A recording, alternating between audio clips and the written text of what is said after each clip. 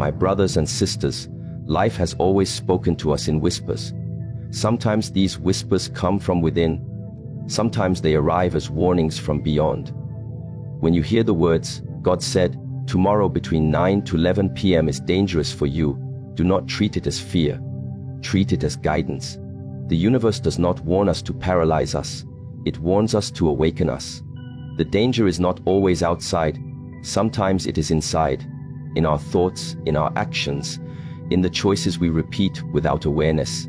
Tomorrow's hours between 9 and 11 p.m. may look like just 2 hours on the clock. But in truth, they are 2 hours that can test your discipline, your patience, and your awareness.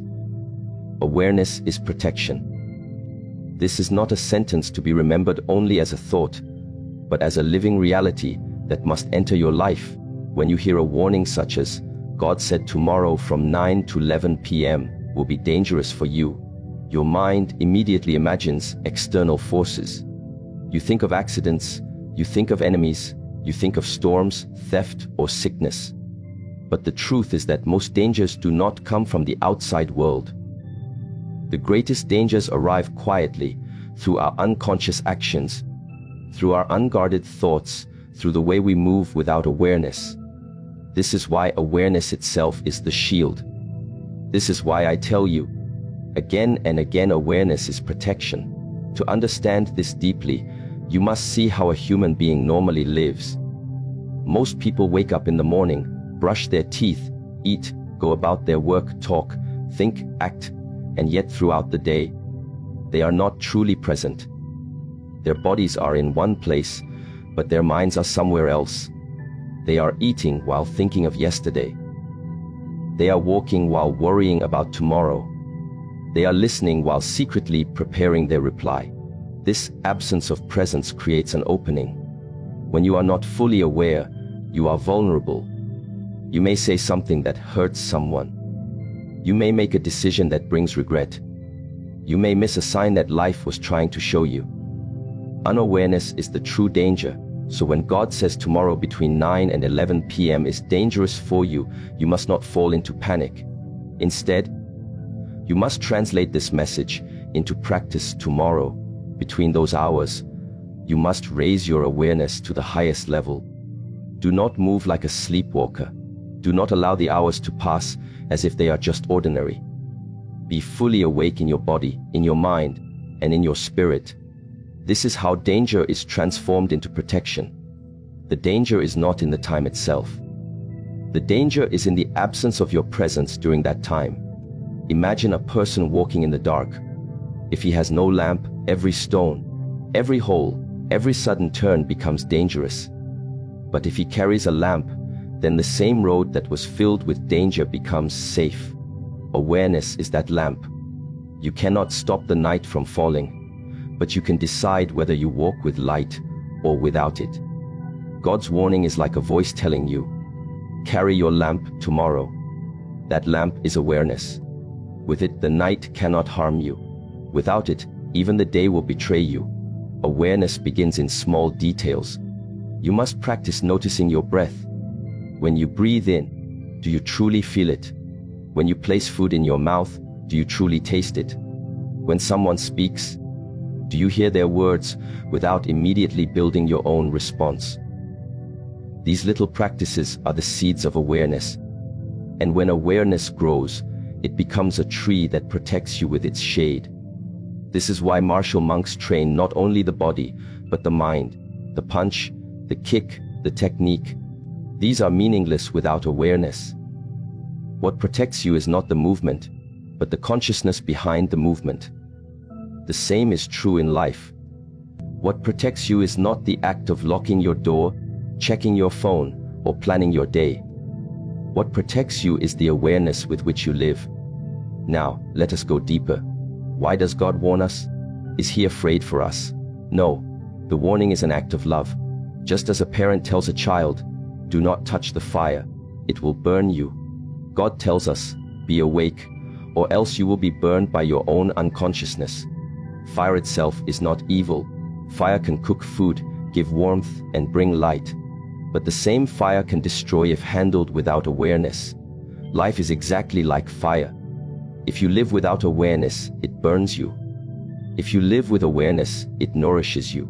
So when you hear the words, 9 to 11 p.m. is dangerous for you, understand that God is not predicting destruction. He is inviting you into deeper awareness.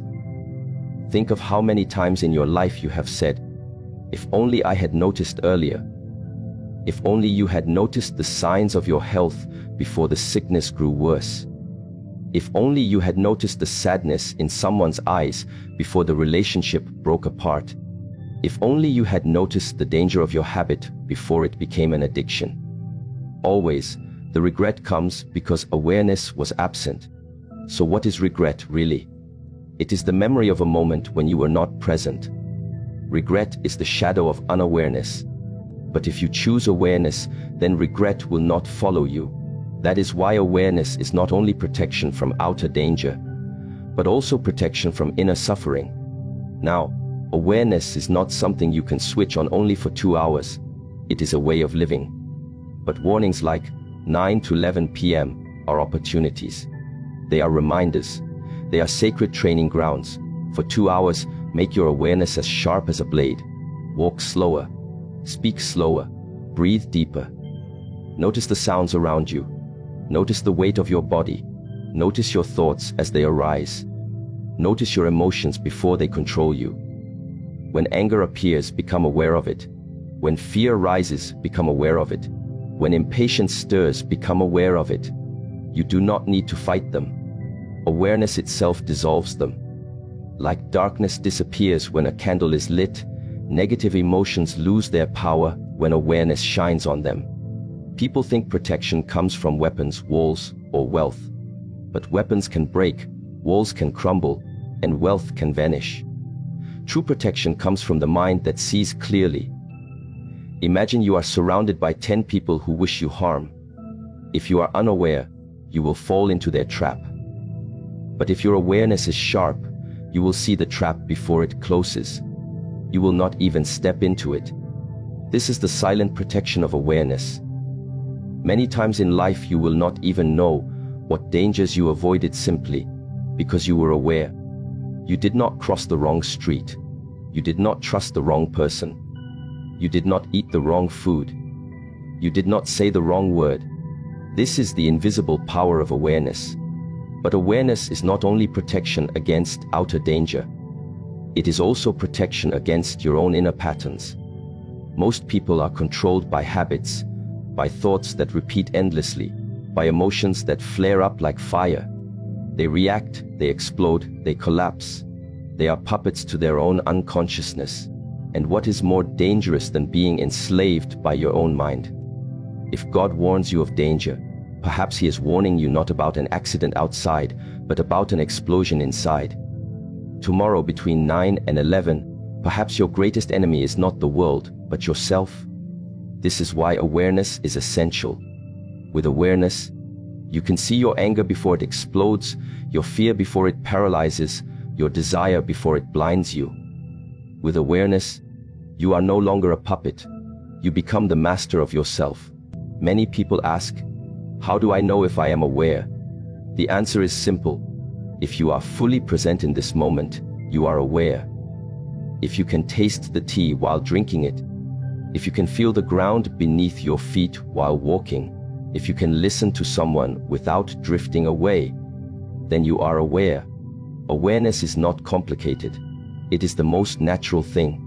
But because we live in constant distraction, we have forgotten it. To return to awareness is not to learn something new. It is to remember what was always yours. It is to reclaim your original clarity. So tomorrow, when the clock moves between 9 and 11 p.m., make this your practice. Sit in stillness or move with mindfulness. Treat every action as if it were the most important action of your life. Because in truth, it is. Do not believe that small actions are unimportant. Even a small thread can unravel an entire cloth. A single careless moment can change the direction of your life. But at the same time, a single moment of pure awareness can protect you from what 1,000 precautions cannot. Awareness is stronger than fear, stronger than caution, stronger than luck. Awareness is divine protection. Do not think of awareness as only a practice for danger. Think of it as the essence of living. A person who lives without awareness is not truly alive. They breathe, but they do not feel the breath. They walk, but they do not feel the earth. They speak, but they do not taste their words. They live, but they are absent from their own life. That is the greatest tragedy. Awareness rescues you from this tragedy. It brings you back into the present, into the miracle of life itself. The warning of danger is therefore a blessing. It shakes you awake. It tells you, do not waste these hours in sleepwalking. And if you take this warning seriously, you will not only protect yourself from danger tomorrow night, you will also discover a power that will protect you for the rest of your life. Because once you taste awareness, once you realize that awareness itself is protection, you will never want to live without it again. So let the words echo in your mind: awareness is protection. Not just tomorrow, not just between 9 and 11, but always. Awareness is the shield you carry everywhere. Awareness is the light in every darkness. Awareness is the guardian that never leaves you. And when you walk with awareness, you walk with God. Discipline over desire is not a commandment given to suppress your joy, but a reminder that without discipline, desire becomes your master. And once you are enslaved by your desires, danger follows you everywhere. When you hear a warning such as, God said tomorrow from 9 to 11 p.m. is dangerous for you, you must ask yourself, where does danger usually hide? It hides where discipline is missing. It hides in the cracks of our weakness, in the moments when we allow desire to guide us instead of wisdom. It is not that desire is evil. Desire is natural. It is part of being human. But when desire controls you, it blinds you. It leads you into paths you would never choose if you were clear, and that blindness is the beginning of danger. Discipline is the power that turns desire into a servant rather than a master. Think of fire again. Fire itself is not your enemy. With fire, you can cook food, keep warm, see light in the dark. But if you let fire spread without control, it consumes everything. Desire is that fire.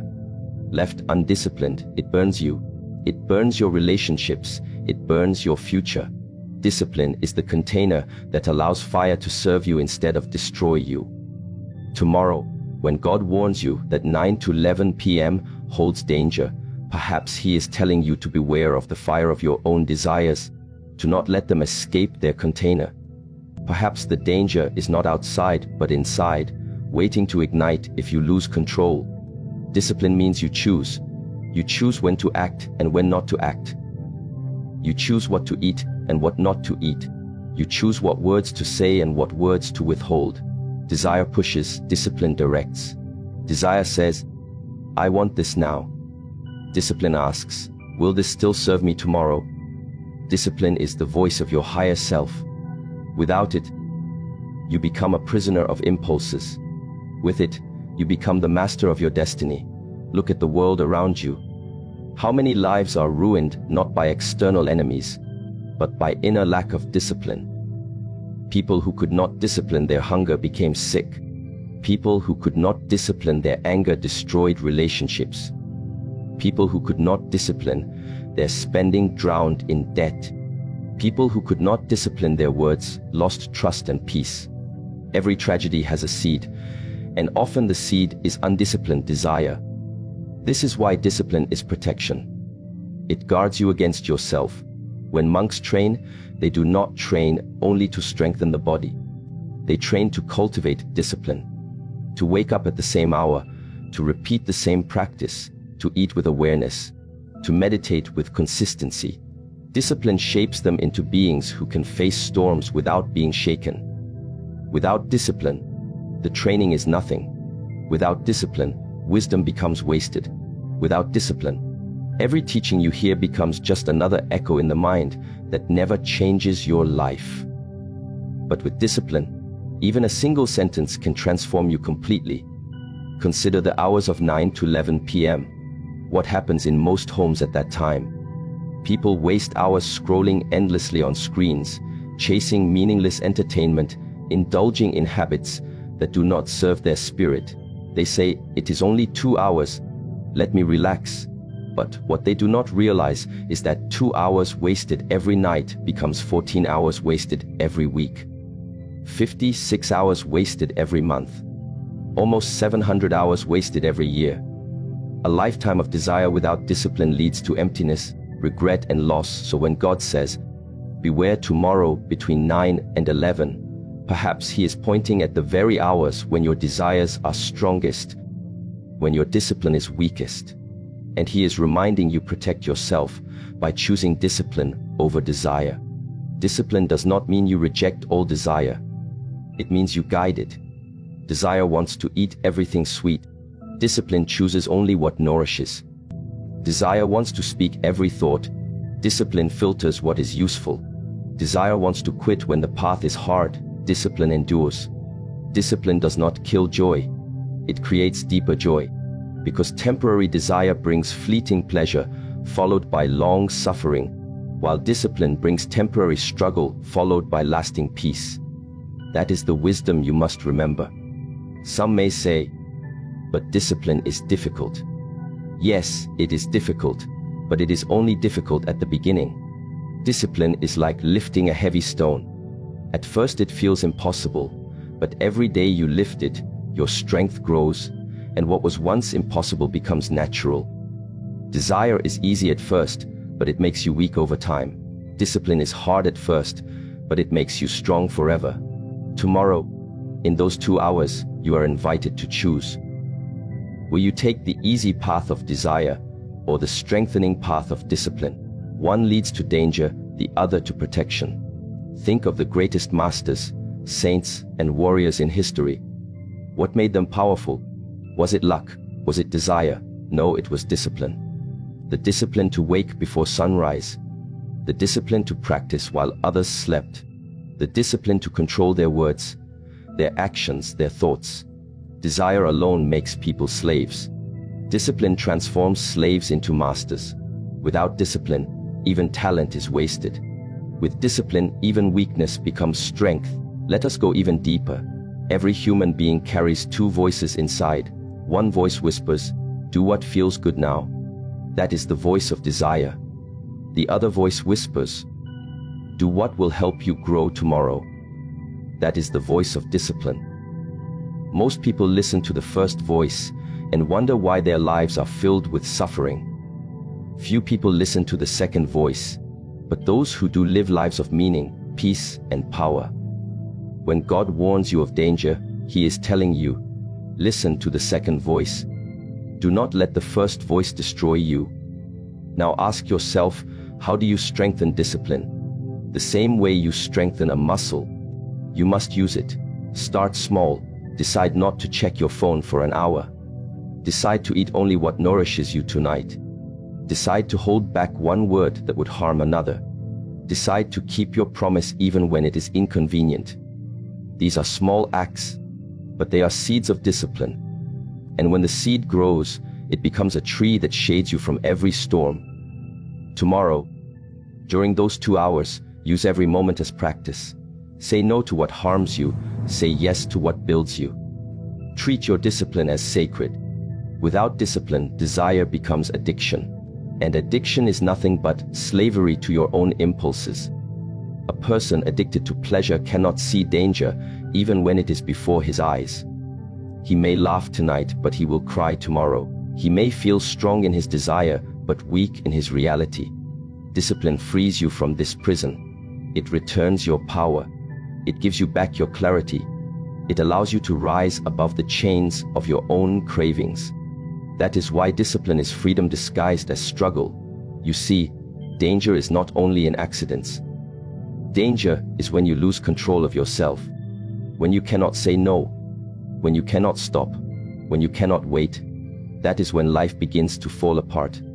Discipline is the ability to stop, to wait, to choose. Tomorrow between 9 and 11, do not let yourself fall into the common traps. Do not lose yourself in endless distractions. Do not let desire control your actions. Protect yourself with discipline. Use those hours as a temple. Instead of wasting them, use them to pray, to breathe, to reflect, to plan with clarity. That is how you turn dangerous hours into sacred hours. Remember, discipline is not against you. It is for you. It is the highest form of self-love.